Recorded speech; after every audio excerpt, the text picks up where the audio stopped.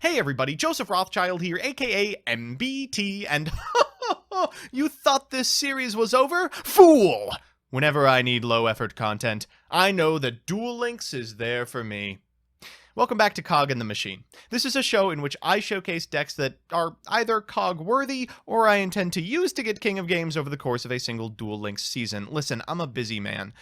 This is Volcanic, and it's not the Volcanic you may be used to. For those of you unfamiliar with the Duel Links meta, there is currently a deck that plays Volcanic Shell and is arguably tier 1. However, it only does so to facilitate easy setups into Invoked Purgatrio, which is boring. I want to use it for something else. When I learned to play Volcanics, it was under the tutelage of Sox, the individual who made the undefeated YCS run during Duelist Alliance format, playing Volcanics. We went to the same college, and he actually bullied me into getting back into Yu-Gi-Oh! So, Sox, if you see this, I hope that it is to your liking. Now, that deck utilized Blaze Accelerator Reload to turn the empty advantage you would get off a Volcanic Shell into meaningful advantage, trading it for cards off the top of your deck. We're aiming to do something similar using old Blaze Accelerator Reload to trade those Volcanic Shells to removal spells. So I'll walk you through the individual cards. Unfortunately, it does also include an A-lister engine. Listen, I can't pass up a Purgatrio, and hopefully you will get a sense of what the deck can do. So like every Duel Links deck, this deck begins with a skill. Blaze Accelerator Reserve is not the normal skill picked for Duel Links Volcanic decks. Usually you're picking Fire Reload and kind of crafting your own Blaze Accelerator Reload. Instead, we're playing Blaze Accelerator Reserve, which allows you to send 1 or 2 Volcanic monsters from your hand to the graveyard and choose a Blaze Accelerator card from your deck or graveyard equal to the number of cards you sent from your hand and add them to your hand. You can only use it once per duel, but we only intend to use it once. We're using it to get old Blaze Accelerator, and if you haven't read this card, I urge you to. It's actually really good. You could target a monster your opponent controls, send a Pyro monster with 500 or less attack from your hand to the graveyard, and if you do, destroy the target. Now, you can't declare an attack the turn you activate this effect, so you need to get into a winning position, or at least get some traps on the field so you don't die on the crackback, and then turn the advantage that you've accrued by using Volcanic Shells to wipe your opponent's board and do something like an A-lister push with an Invoked Purgatrio. You see why I'm playing the card. We'll walk you through the individual cards now. We've got 2 copies of A-Lister the Invoker. You might be wondering, not 3. If you are, it's because you're not familiar with how the Duel Links ban list works. This is a limited 3 card, which means you can only play 3 copies total of both this and the Fusion spell, which is also limited 3, Invocation. The way Duel Links ban lists work is that every individual ban tier, you can only play X number of copies of. So by putting these at 3, you are cut to 2 copies of A-Lister and 1 Invocation as a max. We're on 2 copies of Volcanic Rocket. Now, I know you might be thinking this seems a bit redundant. We have a very easy way to get Blaze Accelerator. Why do we need another one in Rocket? 2 reasons. Firstly, you don't always have the material to do this, right? Like, oftentimes you will not draw a Volcanic Shell. And if that's the case, you don't want to send your Rocket to the graveyard to get Blaze Accelerator. You'd prefer to normal the Rocket and then have the Blaze Accelerator as a quick +1.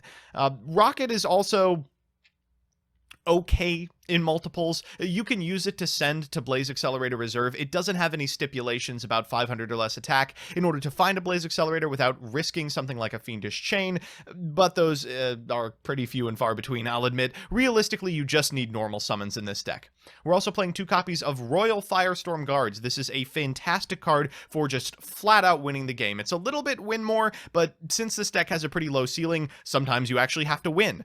Royal Firestorm Guards allows you to target 4 Pyros in your graveyard, shuffle all 4 into the deck, and then draw 2 cards. Now, you're almost always going to be shuffling 3 copies of Volcanic Shell, and usually something like an additional Volcanic Rocket or a Royal Firestorm Guards that you sent off of a Neos Fusion. As a result, you'll get to draw a ton of cards, likely one will be a Shell, and you can get blasted. After that, we've got a copy of Elemental Hero Neos. Listen, Elemental Hero Brave Neos is a fantastic way to Foolish Burial, and God, does this deck ever need it. We're on the 1 Invocation and 2 copies of Neos Fusion.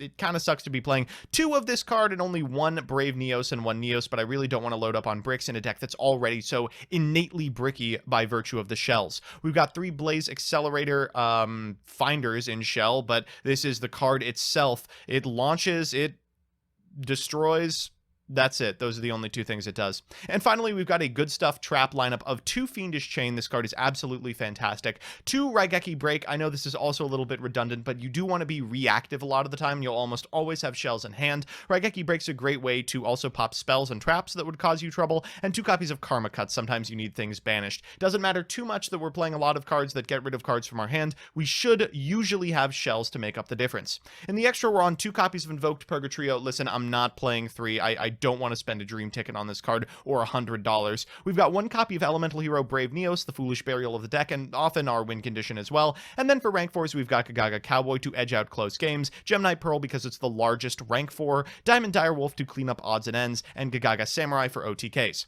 So, let me show you what this deck can do. Now, our match is up against Seto Kaiba. Now, Kaiba in recent weeks has been used almost exclusively to spam Blue Eyes, since there's a structure deck, but in the past, Kaiba was often a hallmark for what you're about to see, Peak Performance and Black Wings. Black Wings didn't necessarily need a skill, but Peak Performance was pretty good. The couple hundred extra attack points allows them not only to clear very critical attack thresholds in terms of opponents' monsters, but also to make big swings with Black Whirlwind. Speaking of, down comes Black Whirlwind. This card allows you to, when a Black Wing monster is normal summoned, add a Blackwing monster from your deck to hand with less attack than that monster. Now, this deck is extremely adept at OTKing, but doesn't have very many good turn 1 setups. They're going to begin with a copy of Chris the Crack of Dawn. If you control a Blackwing monster other than Chris, you can summon it from your hand, but it's also not terrible to just slam down as a normal. Afterwards, they are going to special summon a card. Surprise, surprise, it is the one, the only Gale the Whirlwind. They're going to synchro summon Chidori the Rain Sprinkling, which is fine. It's a monster with a lot of attack, which is really what you want to end on. We're going to begin with a Blaze Accelerator Reserve. Now, this is a fantastic hand because we can then shell for a copy of Blaze Accelerator. Afterwards, we can activate the effective shell to add it to our hand, and suddenly we're playing with a TCG-sized grip. Now, remember, most of the problem with Volcanics is that this advantage doesn't matter much. You know, it's just a shell in hand, for example. We're going to activate Blaze Accelerator, and then afterwards we can activate the effect of Blaze Accelerator in order to clear our opponent's field. But remember, this deck is really good at OTKing, so we have to make sure that our opponent isn't going to kill us on the crackback. We can normal summon a copy of Rocket. That's fine. We don't want to go in on a Firestorm Guards just yet, and we'll pass it back to our opponent. We'll go to battle phase as well, just to freak them out in case they forgot to read our cards, but obviously we can't attack. Our opponent's going to go into a Blizzard the Far North. That's going to bring back this copy of Gale the Whirlwind, and unfortunately also trigger Black Whirlwind. Now, we're going to Karma Cut in response, because if you remove the monster from the field, then Whirlwind won't resolve fully. It won't have an attack value on field, for example. Tuner's Barrier, unfortunately, it was activated in response and does nothing. I don't understand what my opponent thought was going to happen, but I imagine it wasn't this. This prevents destruction, not banishing, and that's why we need to diversify cards like traps, even though we're playing something like a Blaze Accelerator. Our opponent does have a monster, however, and they can then go into Blackwing Armed Wing, a card that I admit I had to look up. It's just a big beater, and unfortunately we are ripe for the beating.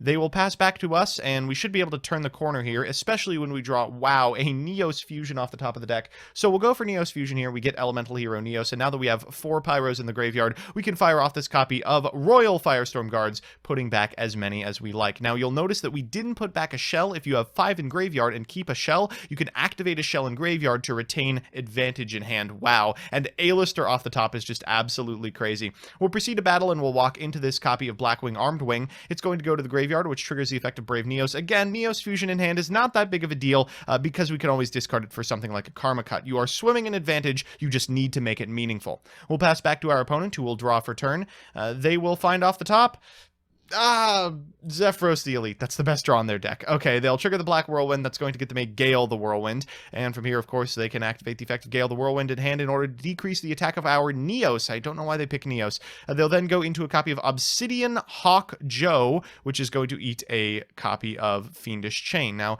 that's not terrible, but for the Zephyros the Elite. They can summon back the Zephyros the Elite, take 400, and attempt to walk into our copy of Brave Neos, though we can blow them out by activating the hand effect of the A-lister to put them down to 13.